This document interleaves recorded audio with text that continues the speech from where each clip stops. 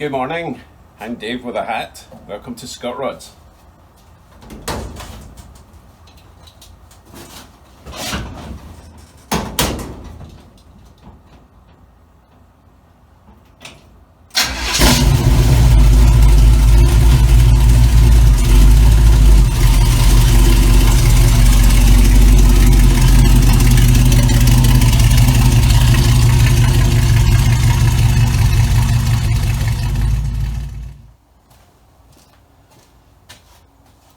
So on today's video, I will be installing the front windscreen in my 36 Chevy Coupe. This has been painted and has been drying overnight. I'll show you a bit more about that later. But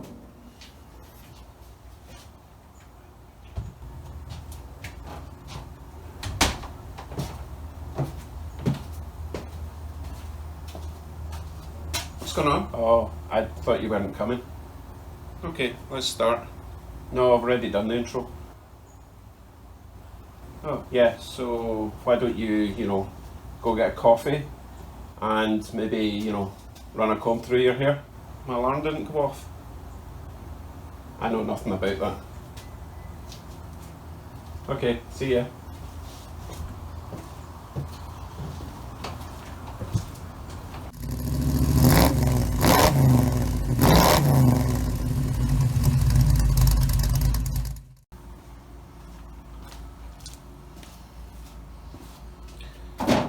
Right, today I will be installing the front windscreen on my 36 Chevy Coupe.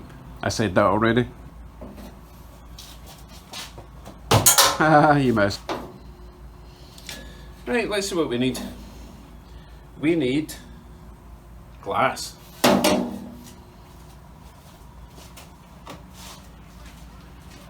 Like this. Now I'm going to give you a closer look on how this is all going together. If you missed yesterday's video where I installed the back quarters and the rear panel, click up there. Right, let's proceed. First I'll show you how the glass actually attaches to this car. It's a bit different from like modern cars. If you can see around this rim, there's a recess on the inside, okay?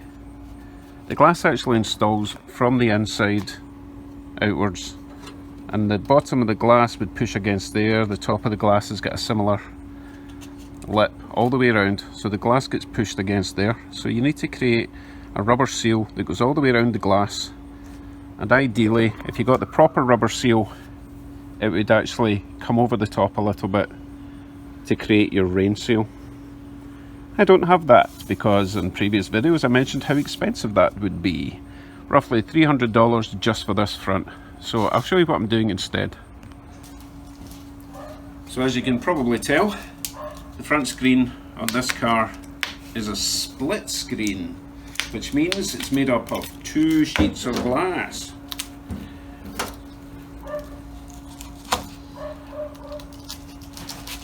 Wow, this blade isn't very sharp. So one pane would go there, one would go there, right?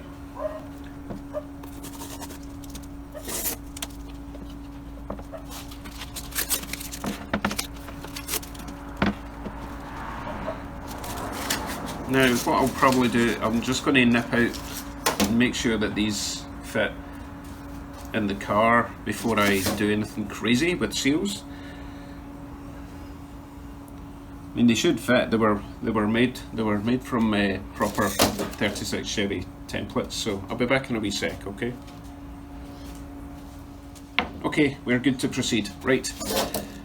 Now, normally the rubber seal that goes around like these panes would be out one complete unit going all the way around, okay? I don't have that because, as I say, too expensive. So what I've got,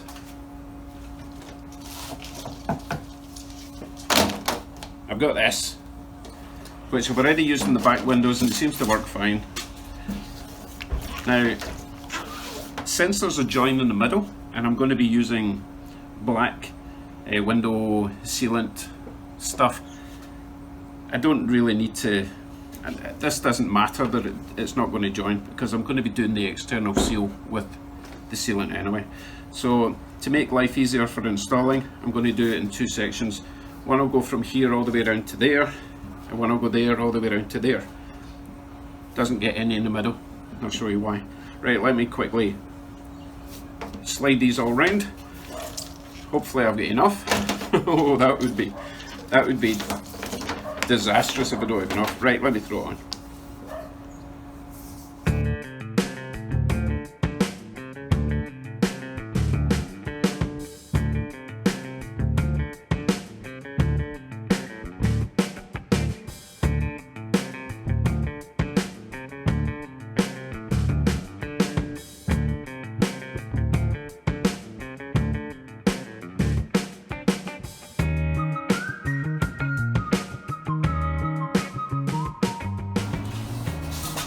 So the next stage will be to put this into the glass. So let's say this is the inside of the glass and the wood is the outside. So you would push this into that frame I showed you earlier, and it would actually get held in place by this.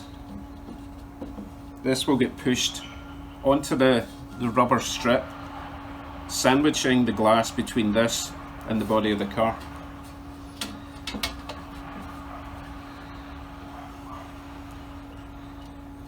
So hopefully that'll work. Right, let's move out to the car. Obviously I've still got this gap, but I'll show you how I'm going to address that once this glass is in and this is attached, okay?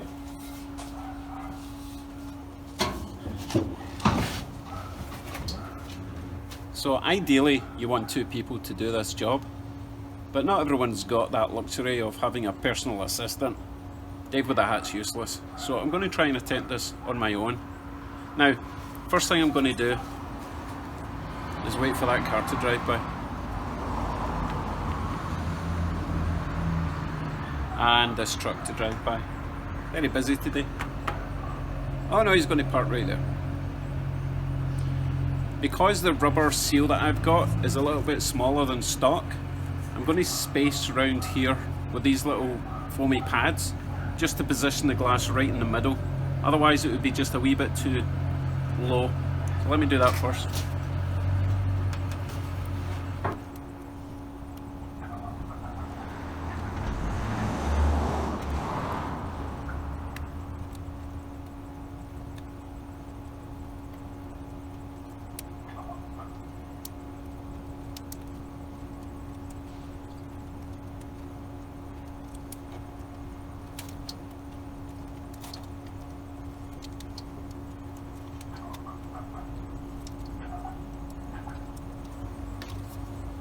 Okay, so that should mean that the glass, I'll do a wee test fit.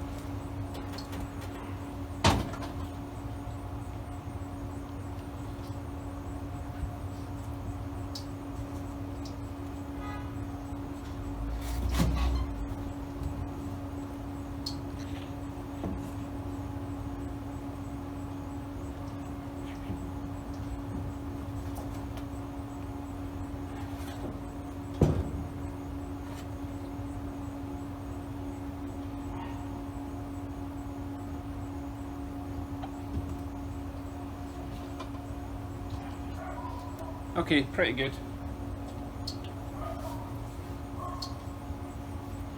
Now, again, because it's just me, I'm going to put the frame in first and then slide the glass down behind it.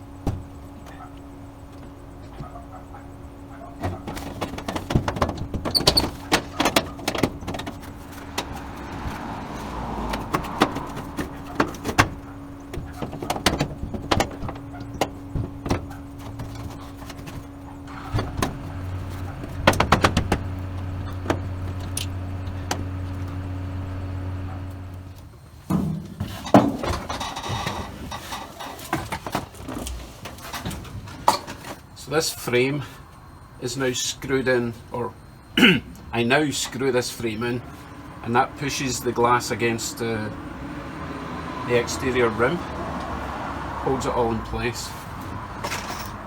Unfortunately, I don't think this is the same trim that came with the original car, so the holes on the body side are a wee bit out of place, so I'm hoping that I can just make my own.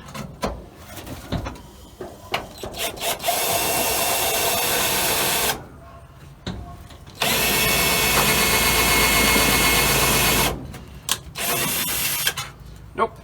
So I'm going to have to drill some holes in order for that to push against, which is rather inconvenient. Even if I can get one in, I'm just terrified that this whole thing falls out now.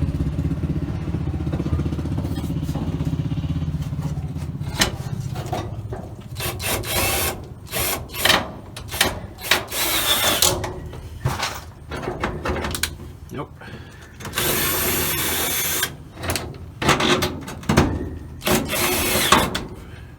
Okay, so that actually went in its proper hole. Let's see if I can get the other one in.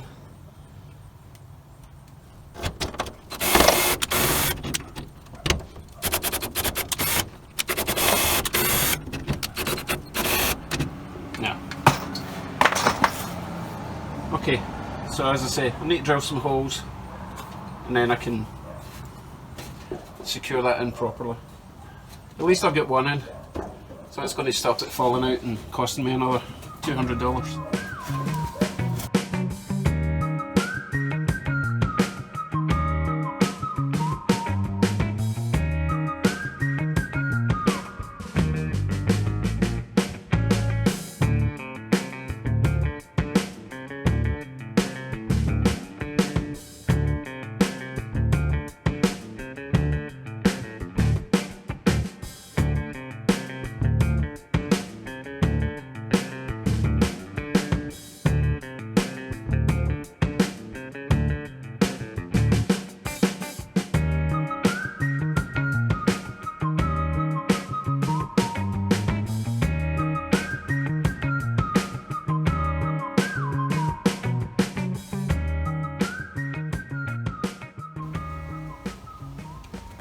Right, that takes care of the inside, so that frame is all screwed in place, holding the glass nice and tight.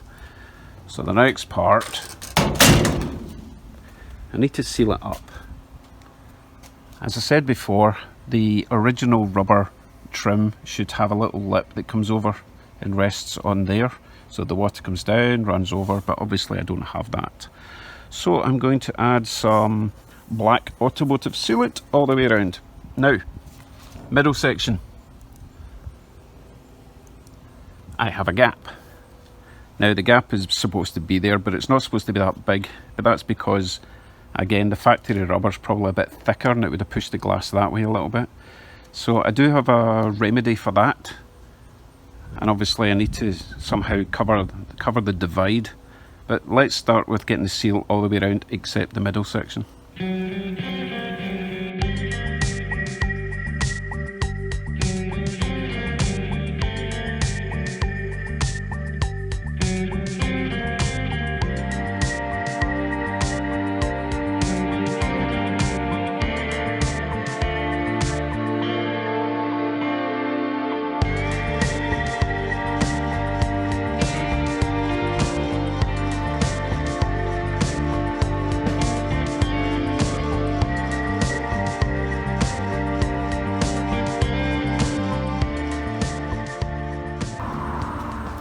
Right, so for the middle section, I put tape on the inside of the glass, and I'm going to fill that section with the sealant, and I've cut a section of this sort of flexible chrome stripping, and that will fit in the middle.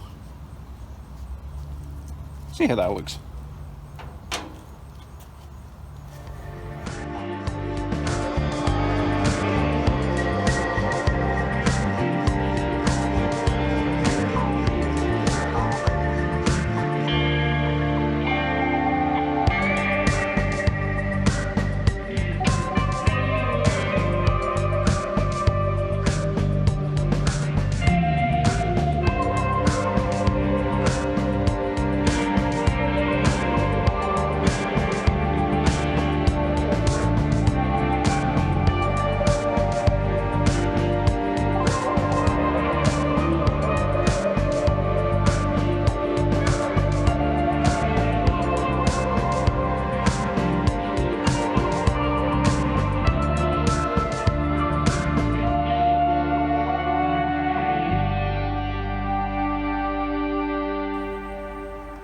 Right, I didn't get too carried away with being super neat. Once this dries, I can go around it with a razor blade and just trim it nice and neat. The main thing is to get it pushed in far enough that it's actually doing a good job. And that little centre trim, that should work quite nicely, I think.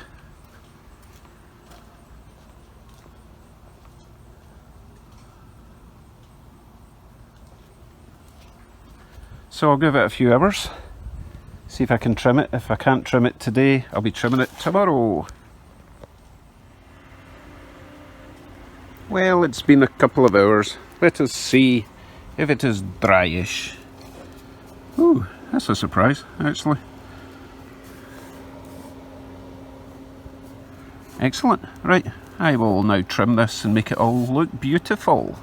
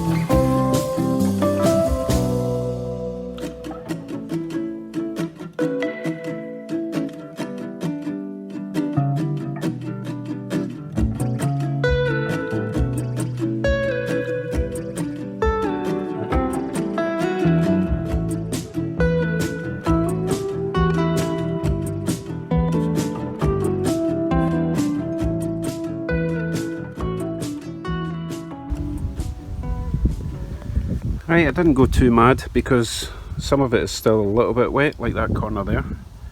So I'm just going to make it worse. I'll let that set properly. But the bottom's coming up nice. Get a nice line along there. Get a nice line along the top. Centre section looks nice. Overall, freaking awesome. What does it look like from the inside? Pretty amazing. Right then, looks like we can score something else off the list, and that would be glass. Woohoo! Pens.